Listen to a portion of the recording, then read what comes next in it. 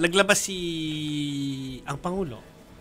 Na-request yata sa Ombudsman. Na-request sa Ombudsman. Ang net worth po sa SALN ng Pangulong Bongbong Marcos year 2022 ay mga magkano, Chiki? 371.49 million pesos.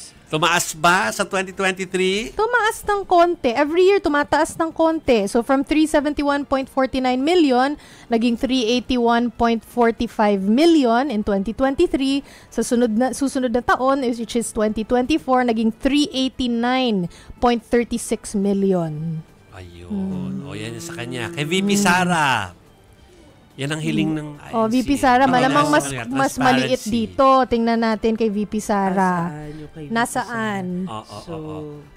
Si VP Sara ay, mas maliit. Mas maliit. Expected. 71.66 million po noong 2022.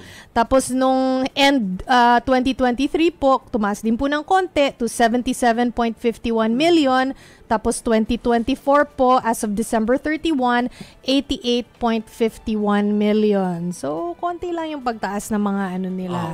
Pero merong merong milyonaryo din, pero hindi kasing milyonaryo nung dalawang diniscuss natin. Si dating Pangulong Rodrigo Duterte. Sa kanya, ang years is 2016 hanggang 2022. Pero nasa mababa lang sa 40 million each year. No? So, from 2016, 27.43 million. Nung 2022, so that's 6 years later, 37.31 million. So 10 million ang tinaas. Ilang kulambu yan? Diba?